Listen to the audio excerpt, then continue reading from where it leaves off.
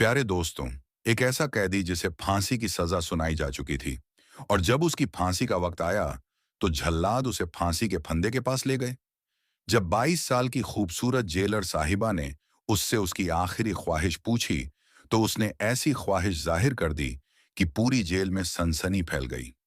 उसने कहा, जेलर साहिबा, मेरी आखिरी ख्वाहिश यह है कि मैं अपनी उम्र की आखिरी रात किसी कुंवारी लड़की के साथ बिताना चाहता हूं जो अपनी मर्जी से मेरे साथ हो। सभी सिपाही और जेलर हैरानी में पड़ गए। वे सोचने लगे, ऐसा कैसे हो सकता है। उस कैदी ने मशवरा दिया, आप पूरे शहर में यह ऐलान करवा दो कि क्या कोई ऐसी लड़की है जो एक रात के लिए एक कैदी की दुल्हन बनने के लिए तैयार हो। यह सुनकर सभी सिपाही हैरान रह गए।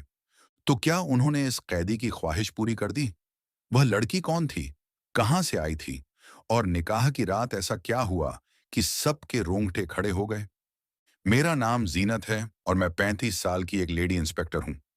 मेरी यह 35 साल की जिंदगी पुलिस स्टेशन, कोर्ट कचहरी और जेल खाने की दीवारों के बीच ही गुजरी है। मैंने बहुत से मुजरिमों को आते जाते देखा। कुछ बेगुनाह लगते थे, कुछ बहुत खूंखार। मगर हाँ, एक कैदी ऐसा था जिसने मेरे दिल को अजीब पेंच में डाल दिया था। वो कैदी नंबर 132 था। वो कोई आम कैदी नहीं लगता था। उसकी आंखों में एक अजीब सी गहराई थी, जैसे किसी दूर की दुनिया में खोया हुआ हो। मैं उसे समझ नहीं सकी। ना तो वह पूरी तरह मासूम लगता था और ना ही मुजरिम। जब मैं नई नई नौकरी पर लगी थी, मैं उस वक्त 22 की थी। एक खूबसूरत लड़की थी। जब भी मैं उसकी तरफ देखती तो ऐसा लगता जैसे वह किसी गहरी सोच में डूबा हुआ हो। उसके चेहरे पर बहुत सुकून था, लेकिन वह हर वक्त उदास महसूस होता था। मुझे जो चीज सबसे ज्यादा परेशान कर रही थी वह यह कि वह सिर्फ 21 साल का था। उसने अभी तक दुनिया भी ठीक से नहीं देखी होगी और अब उसे हमेशा के लिए इस दुनिया को छोड़कर जाना था। वह बहुत ही कम बोलता था, जैसे उसके पास बोलने के लिए जुबान ही ना हो, या शायद वह बोलना ही ना चाहता हो। कई बार मेरा दिल चाहता कि आखिर उससे बात करूं कि आखिर तुमने ऐसा क्या गुनाह किया जो तुम्हें सजाए मौत मिली।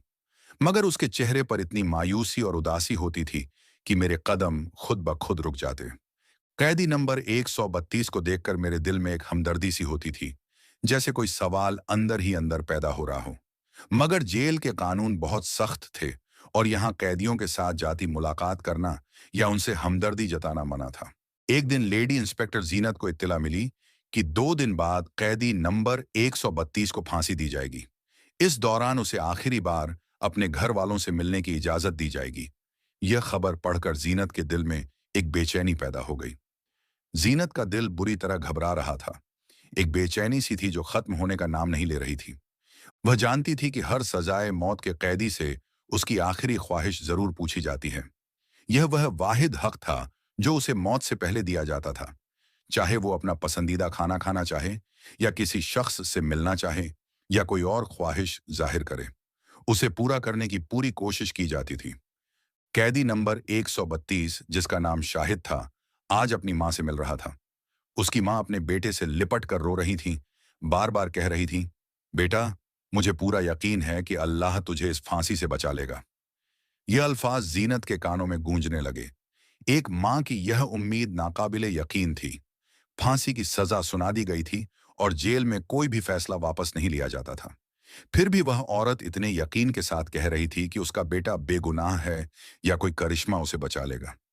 इंस्पेक्टर को आज ही खबर मिली थी कि शाहिद से उसकी आखिरी ख्वाहिश पूछ लें और उसे उसके घर वालों से मुलाकात का मौका दे दें। इंस्पेक्टर साहिबा सोच रही थी कि शायद वह यही कहेगा कि मैं अपने घर वालों के साथ और कुछ वक्त गुजारना चाहता हूं, क्योंकि ऐसे वक्त में कोई भी बड़ी ख्वाहिश तो नहीं करता। मगर वह मैडम नहीं जानती थी कि उसकी आखिरी ख्वाहिश इतनी अजीब और हैरान कर देने वाली होगी कि वह सुनकर ही चकरा जाएगी। जीनत उसके पास आई और पहली बार उससे बात करने लगी। कुछ लम्हों की खामोशी के बाद मैडम ने हमदर्दी से पूछा, शाहिद, तुम्हारी कोई आखिरी ख्वाहिश है तो बताओ। तुम्हारी ख्वाहिश पूरी करने की पूरी कोशिश की जाएगी। शाहिद ने इंस्पेक्टर साहिबा की तरफ देखा और आहिस्ता से बोला, मेरी एक आखिरी ख्वाहिश है। मैं चाहता हूं कि आप मुझसे वादा करें कि इसे पूरा करेंगे। मैडम ने उसे यकीन दिलाया कि यह हर कैदी का हक होता है। तुम्हारी भी है। हम पूरी कोशिश करेंगे कि तुम्हारी ख्वाहिश पूरी हो। वह हैरान थी कि वह इतनी आहिस्ता से अपनी आखिरी ख्वाहिश के बारे में बात कर रहा था। मैंने बड़ी मोहब्बत से कहा, आओ चलो, डीएम साहब खुद तुमसे तुम्हारी आखिरी ख्वाहिश के बारे में पूछेंगे। मैडम शाहिद को लेकर डीएम साहब के कमरे में आ गई। डीएम साहब ने उसे बड़े गौर से देखा और कहा, बेटा, तुम्हारी आखिरी ख्वाहिश क्या है? जीनत हैरान थी कि डीएम साहब भी इस कैदी से इतनी मोहब्बत से पेश आ रहे थे। आमतौर पर ऐसा नहीं होता था, लेकिन शायद वह हकीकत जानते थे और जैसे उन्हें मालूम हो कि उसका जुर्म क्या था और उसे यह सजा क्यों मिली। इस जेल में अक्सर कैदी वो होते थे जिनका जुर्म तो मामूली होता, लेकिन सजा बड़ी सख्त होती थी, जबकि बड़े बड़े मुजरिम आजादी से घूम रहे होते थे। शाहिद ने गहरी सांस ली और कहा, सर, मेरी आखिरी ख्वाहिश ये है कि मैं जिंदगी में पहली और आखिरी बार शादी करना चाहता हूँ। मैं निकाह करना चाहता हूँ और अपनी बीवी के साथ एक रात गुजारना चाहता हूँ। ये सुनते ही जैसे कमरे में सन्नाटा छा गया। मैं और बाकी सब लोग हैरत से एक दूसरे को देखने लगे। डीएम साहब ने कुछ लम्हे खामोशी में गुजारे, फिर बड़े प्यार से बोले, बेटा, शादी तो हम करवा देंगे, मगर कौन लड़की तुमसे शादी करेगी जिसे यह मालूम होगा कि अगले ही दिन तुम्हें फांसी दे दी जाएगी? वह थोड़ा रुके और फिर बोले, तुम एक फांसी की सजा के कैदी हो, यानी तुम्हें मौत की सजा सुनाई गई है। तुम इतने अमीर भी नहीं हो कि तुम्हारे घर वाले किसी को पैसों का लालच देकर रजामंद कर ले, और वैसे भी तुम एक गरीब खानदान से हो, और गरीबों से शादी करने के लिए कोई भी आसानी से तैयार नहीं होता, खास तौर पर इस हालात में। क्यों अपनी जिंदगी का आखिरी मौका जाया कर रहे हो? डीएम साहब ने संजीदगी से कहा, कोई और ख्वाहिश बताओ, खाने पीने की कोई चीज या किसी खास शख्स से मुलाकात। हम तुम्हारे लिए सब करने को तैयार हैं, मगर शादी, ये नहीं हो सकता। तुम एक सजाए मौत के कैदी हो, तुमसे शादी करने पर कोई भी रजामंद नहीं होगी। हम तुम्हारी शादी कैसे करवाएं? शाहिद ने बड़े इत्मीनान से जवाब दिया, साहब, मैं पहले ही कह चुका हूं कि मेरी आखिरी ख्वाहिश शादी है, लेकिन आप फिक्र ना करें, मैं एक ऐसा तरीका बताऊंगा जिससे अगर मेरे मुकद्दर में शादी होगी तो हो जाएगी। सब उसे हैरानी से देखने लगे। उनके चेहरे पर एक लम्हे के लिए हैरानी उभरी कि वह इंस्पेक्टर साहिबा जीनत से निकाह करने की जिद ना कर दे, मगर शाहिद ने जो कहा वह इससे भी ज्यादा हैरत अंगेज था। बस आप इतना कर दें कि ऐलान करवा दें कि शाहिद, जो फांसी का कैदी है, एक ऐसी औरत से निकाह करना चाहता है जो उसकी दुल्हन बनने के लिए तैयार हो, मगर सिर्फ एक दिन के लिए, उसकी सजाए मौत से पहले। यह सुनते ही कमरा जैसे सुन्न हो गया। सब हैरत से एक दूसरे को देखने लगे। बात ही इतनी अजीब थी कि सुनकर अपने कानों पर यकीन करना बहुत मुश्किल हो रहा था। शाहिद ने डीएम साहब से वादा लिया कि अगर कोई औरत इस शर्त पर निकाह के लिए रजामंद हो जाती है तो हम उसे रोकेंगे नहीं और वह पूरी रात उसके साथ गुजार सकेगी। उसकी चालाकी ने हमें भी सोचने पर मजबूर कर दिया। डीएम साहब ने कुछ लम्हे सोचा और फिर बोले, बेटा, हमें पूरा यकीन है कि कोई भी औरत इस शर्त पर तुमसे शादी नहीं करेगी। भला कोई तुम्हारे चक्कर में क्यों अपनी जिंदगी बर्बाद करेगी? सिर्फ एक दिन के लिए दुल्हन बनने का क्या फायदा? कोई क्यों अपने खानदान के साथ झगड़ा मोल लेगा? मगर शाहिद पर सिपाहियों के सामने डीएम साहब की किसी बात का असर नहीं हुआ। वो पूरे इत्मीनान से नरम लहजे में बोला, बस आप लोग ऐलान करवा दें, यही मेरी आखिरी ख्वाहिश है। मैं देखना चाहता हूं दुनिया में कोई रहमदिल लड़की है या नहीं। अगर कोई नहीं आया तो मैं कोई और ख्वाहिश नहीं करूंगा, फिर मुझे चाहे सूली पर चढ़ा दिया जाए। शाहिद की इस जिद के आगे सब अफसरों को हार माननी पड़ी और शहर में ऐलान करवा दिया गया कि शाहिद, जो 2 दिन बाद फांसी चढ़कर मौत पाने वाला है, अपनी आखिरी ख्वाहिश के तौर पर एक दिन के लिए किसी लड़की से शादी करना चाहता है। अगर कोई औरत इस निकाह पर रजामंद हो तो वह आगे बढ़ सकती है। यह ऐलान पूरे इलाके में गूंज गया, मगर उन सबके दिलों में यकीन था कि कोई भी लड़की ऐसी शर्त पर शादी के लिए आगे नहीं आएगी। शाहिद एक गरीब खानदान से ताल्लुक रखता था और इंस्पेक्टर जीनत को भी पूरा यकीन था कि कोई भी औरत इस शर्त पर उसे शादी नहीं करेगी, मगर फिर भी उसकी आखिरी ख्वाहिश के मुताबिक ऐलान करवा दिया गया। इंस्पेक्टर जीनत साहिबा बताती हैं, यह हमें सिर्फ एक मजाक लग रहा था, एक नामुमकिन सी बात, मगर ठीक 1 घंटे बाद एक सिपाही तेजी से भागता हुआ आया और बोला, इंस्पेक्टर साहिबा, जेल के दरवाजे पर एक लड़की आई है जो दुल्हन के लिबास में है और उसके साथ एक काजी साहब भी हैं। यह सुनकर इंस्पेक्टर जीनत और डीएम साहब हैरानी में बाहर निकले। जब उन्होंने बाहर आकर देखा तो उनके सामने एक नौजवान लड़की खड़ी थी जिसकी उम्र तकरीबन 18 से 19 साल के करीब होगी। वो वाकई एक दुल्हन बनकर आई थी, पूरी तरह सजी धजी, मुकम्मल शादी के कपड़ों में। उसके साथ एक मुल्ला जी भी खड़े थे, जिनके हाथ में निकाह का रजिस्टर भी मौजूद था। डीएम साहब ने हैरानी से पूछा, मौलवी साहब, आप कौन हैं और यह लड़की कौन है? मौलवी साहब ने जवाब दिया, यह लड़की मेरे पास आई थी और इसने कहा कि मैं इसका निकाह पढ़ाऊं। इंस्पेक्टर जीनत ने उस लड़की से कहा, क्या तुम जानती हो जिससे तुम शादी करने जा रही हो, वह सजाए मौत पाने वाला है? लड़की ने कहा, जानती हूं। हम सब हैरान रह गए। मौलवी साहब ने बताया, मैंने इसे बहुत समझाया कि बेटी, तुम अपनी जिंदगी क्यों बर्बाद कर रही हो, मगर यह अपनी जिद पर अड़ी रही। इसने कहा कि मैं सिर्फ और सिर्फ उस कैदी शाहिद से ही शादी करूंगी। यह इसकी भी आखिरी ख्वाहिश है, क्योंकि यह शाहिद से सच्ची मोहब्बत करती है। यह सुनकर जेल में खामोशी छा गई। हमें यकीन नहीं आ रहा था कि शाहिद को वाकई कोई इतना चाहता है कि उसके लिए सब कुछ छोड़ने को तैयार हो जाए। यह बात जितनी भी अजीब लग रही थी, मगर किसी को इस पर एतराज करने का कोई हक नहीं था। हमारा काम सिर्फ कैदी की आखिरी ख्वाहिश पूरी करना था। आखिरकार निकाह की कार्रवाई पूरी करने के लिए मौलवी साहब को अंदर बुलाया गया और शाहिद को उसकी जगह से निकालकर जेल ऑफिस में बिठा दिया गया। मौलवी साहब ने शाहिद और उस लड़की का निकाह पढ़ा दिया। निकाह मुकम्मल होने के बाद शाहिद ने मुस्कुराते हुए कहा, वादे के मुताबिक अब आप मेरी दुल्हन को मेरे पास भेजेंगे। मैं इसके साथ बातें करना चाहता हूं, अपनी पुरानी यादें ताज़ा करना चाहता हूं, बस एक दिन के लिए। फिर यह चली जाएगी और उसके बाद मुझे फांसी दे देना। मुझे कोई गम नहीं होगा। मेरी मोहब्बत मुझे मिल गई। यही मेरे लिए काफी है। शाहिद की बातें सुनकर इंस्पेक्टर साहिबा की आंखों में भी आंसू आ गए। सच्ची मोहब्बत वाकई ऐसी ही होती है, बेधड़क और बिना डर के, जीनत साहिबा ने दिल में सोचा। मगर मैं नहीं जानती थी कि इस निकाह के पीछे एक ऐसी कहानी छुपी थी जो हमारे होश उड़ा देने वाली थी। डीएम साहब ने मुस्कुराते हुए इंस्पेक्टर जीनत को इशारा किया और कहा, लड़की को शाहिद के सेल में ले जाओ और दरवाजा बंद कर दो। इंस्पेक्टर जीनत साहिबा ने हुक्म पर अमल किया और दोनों को सेल में बंद करके बाहर आ गई। जीनत को लगा कि कुछ ही देर में वह लड़की खुद ही तंग आकर बाहर निकलना चाहेगी, मगर जैसे जैसे वक्त गुजरता गया, मुझे हल्की हल्की सरगोशियां की आवाजें आती रहीं। ऐसा महसूस हो रहा था जैसे कोई किसी चीज को खोलने की कोशिश कर रहा हो। इंस्पेक्टर को शक हुआ कि शायद दरवाजा तोड़ने की कोशिश की जा रही है, मगर वह मुतमिन थी, जानती थी कि यह कोई आसान काम तो है नहीं। दरवाजे पर बहुत बड़ा और मजबूत ताला लगा हुआ था। वह वापस अपने ड्यूटी पर ऑफिस चली गई और सोचने में खो हो गई। लेकिन अचानक जेल के अंदर से एक दिल दहला देने वाली चीख सुनाई दी। इंस्पेक्टर जीनत फौरन अपनी जगह से उठी और भागती हुई शाहिद के केबिन की तरफ पहुंची। क्या हुआ? मैंने अंदर झांकते हुए पूछा। वह लड़की जो दुल्हन के लिबास में थी, अपना घूंघट नीचे की खड़ी थी। उसकी सांसें बेतरतीब थीं और उसका पूरा जिस्म कांप रहा था।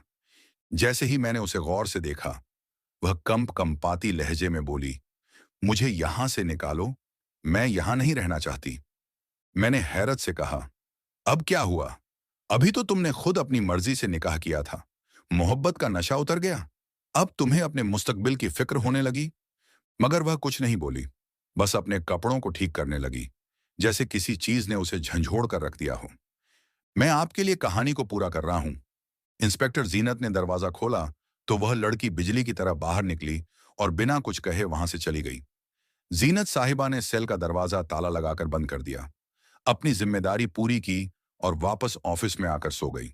सुबह होते ही डीएम साहब तेज कदमों से जीनत के ऑफिस में दाखिल हुए और गुस्से में बोले, कैदी नंबर 132 कहाँ है? जीनत ने चौंक कर कहा, वह अपने सेल में होगा सर। मगर डीएम साहब का चेहरा सख्त हो चुका था और बोले, जाकर अच्छे से देखो। वह बोले और मेरा दिल जोरों से धड़कने लगा। मैं तेजी से शाहिद के रूम की तरफ भाग कर गई। जैसे ही वहां पहुंची, मैंने मामूल के मुताबिक आवाज दी, शाहिद, दरवाजे के करीब आओ। मगर अंदर कोई जवाब नहीं आया। मेरी पेशानी पर पसीना आ गया, दिल की धड़कन और तेज हो गई। मैंने खिड़की से अंदर झांका और जो मंजर देखा, उसने मेरे होश उड़ा दिए। सेल के अंदर एक शख्स मर्दाना कपड़ों में दीवार की तरफ मुंह किए लेटा हुआ था। मेरी सांसें रुक गईं, हाथ कांपने लगे। मैंने फौरन सेल का दरवाजा खोला और उस शख्स को सीधा किया। ये देखकर मेरे कदमों तले जमीन निकल गई। ये तो वही लड़की थी जो कल रात दुल्हन की शक्ल में शाहिद से निकाह करने आई थी। इंस्पेक्टर साहिबा की आंखें हैरत से फटी की फटी रह गईं। उसी वक्त डीएम साहब भी वहां पहुंच गए। जैसे ही उन्होंने यह मंजर देखा तो वह भी हैरानी और गुस्से में चीख पड़े।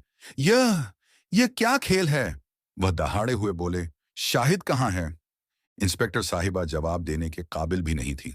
डीएम साहब का गुस्सा और बढ़ गया। यह सब तुम्हारी लापरवाही का नतीजा है।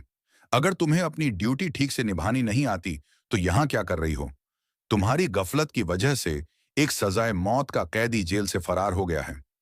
मेरा दिमाग सुन्न हो चुका था। मैंने सामने पड़ी लड़की को देखा जो शाहिद की जगह पर लेटी थी। यह सब एक धोखा था। शाहिद ने हमें बेवकूफ बना दिया था। वह खुद दुल्हन के लिबास में जेल से फरार हो चुका था। जीनत तो कल रात सोच रही थी कि यह लड़की मोहब्बत में दीवानी होकर शाहिद से शादी करने आई है। मुझे लगा था कि वह उससे सच्ची मोहब्बत करती है, मगर यह सब एक साजिश थी। शाहिद ने इसी लड़की को हमारे खिलाफ इस्तेमाल किया था और हम सब आंखों पर पट्टी बांधकर बेखबर में उसकी मदद करते रहे। अब सवाल यह था, इस लड़की का क्या किया जाए? वह लड़की हमारे सामने बैठी थी। उसके चेहरे पर ना कोई डर था, ना कोई पछतावा। वह बिल्कुल इत्मीनान भरे अंदाज में बोली, आप लोगों ने शाहिद के साथ अच्छा नहीं किया। वह सजाए मौत का हकदार नहीं था। इंस्पेक्टर जीनत ने गुस्से में जवाब दिया, यह तो वक्त ही बताएगा। उस लड़की ने इंस्पेक्टर जीनत की आंखों में आंखें डालकर कहा, वह बेगुनाह है और यह भी वह साबित करके रहेगा। मुझे इस लड़की की बातों पर और ज्यादा गुस्सा आने लगा, मगर मैं कुछ भी नहीं कर सकती थी।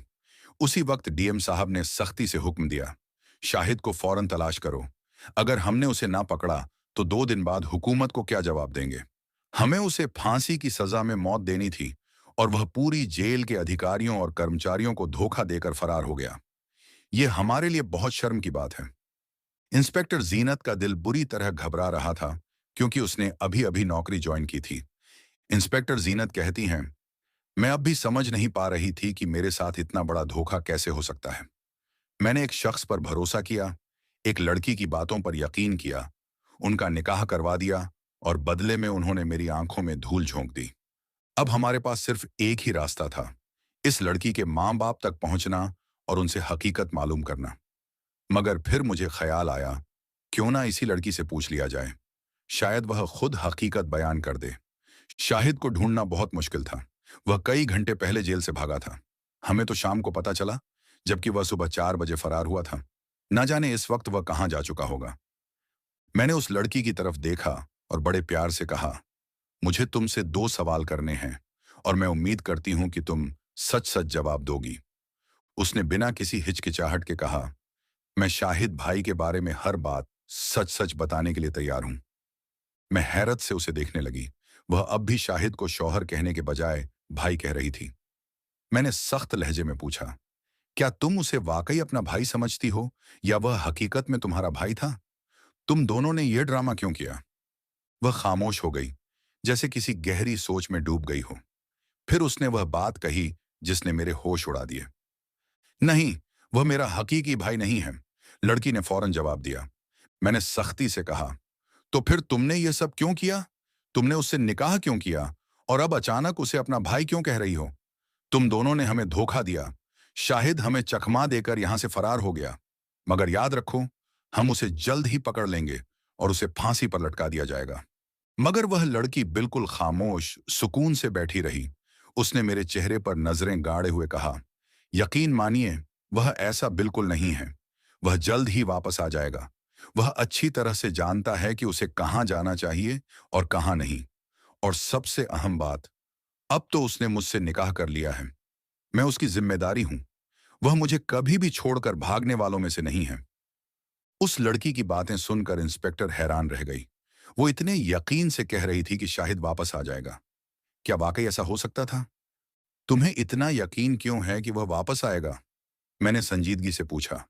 उसने गहरी सांस ली और कहा, अगर आप मेरी पूरी कहानी सुनेंगे तो शायद आपको भी यकीन आ जाएगा और आपको मालूम होगा कि असल हकीकत क्या है।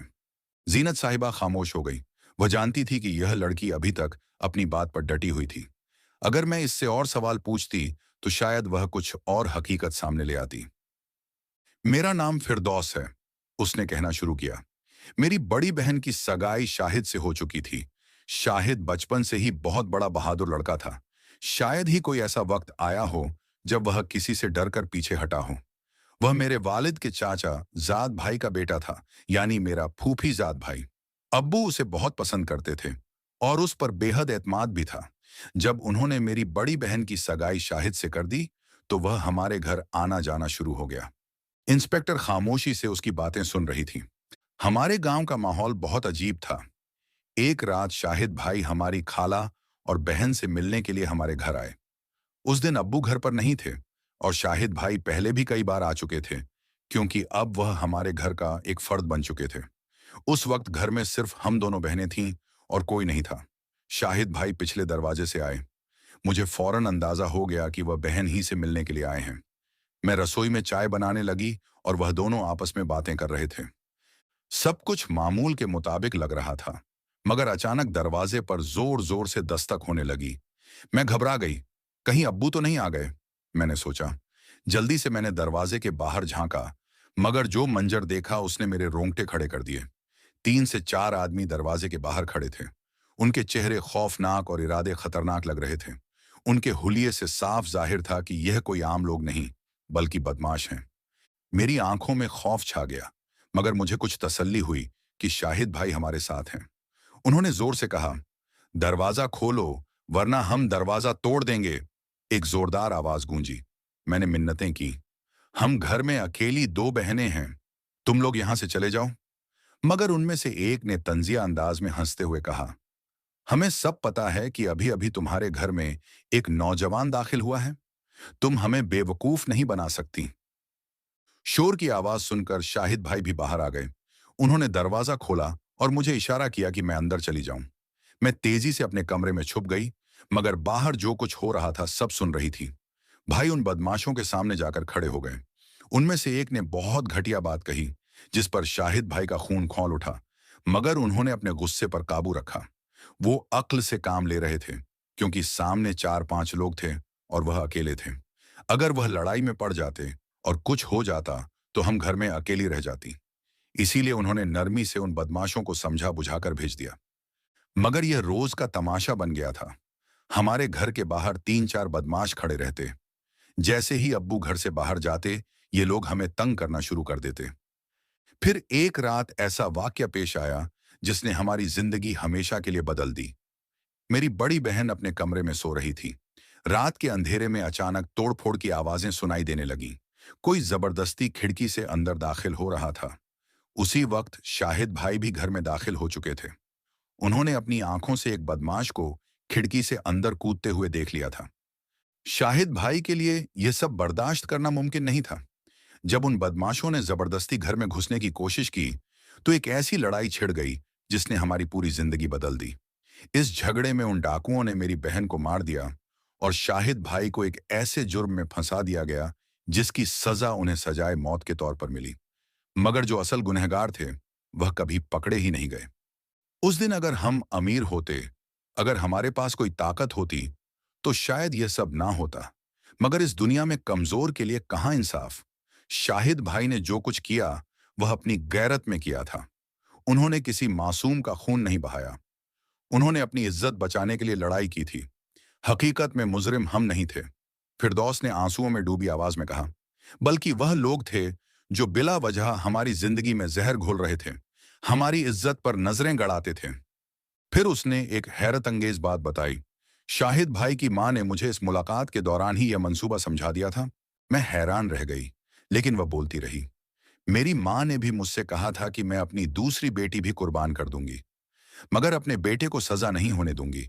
फिरदौस ने रोते हुए कहा, हमारे परिवार को शाहिद की जितनी जरूरत थी, उतनी मेरी नहीं। अगर मैं मर भी जाती तो किसी को फर्क नहीं पड़ता। इसीलिए उन्होंने मुझे भी कुर्बान कर दिया ताकि शाहिद बच जाए। यह सब एक मंसूबा था। शाहिद रातों रात शहर के एक बड़े वकील से मिलने गया था। वह वकील शाहिद का एहसानमंद था, क्योंकि एक बार शाहिद ने उसकी जान बचाई थी। जब सबने उस वकील का साथ छोड़ दिया था, तब शाहिद ने अपनी जान पर खेलकर बदमाशों से लड़ाई की थी और उसे अस्पताल पहुंचाया था। आज वही वकील एहसान चुकाने के लिए तैयार था। अदालत में केस चला और हकीकत सामने आई। और साबित हो गया कि शाहिद बेगुनाह है और उसे बाइज्जत बरी कर दिया गया।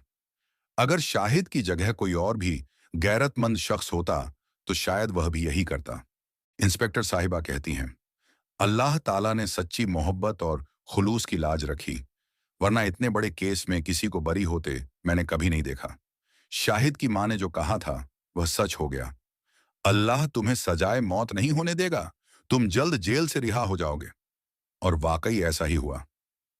इंस्पेक्टर जीनत कहती है कि यह वाकया आज भी मेरे जहन में ताज़ा है। जब भी मैं इसे याद करती हूँ, मैं कांप जाती हूँ। जिंदगी ऐसे कई वाकयों से भरी पड़ी है। कुछ कहानियां वक्त के साथ भुला दी जाती हैं, मगर कुछ हमेशा के लिए दिल में नक्शे की तरह रह जाती हैं।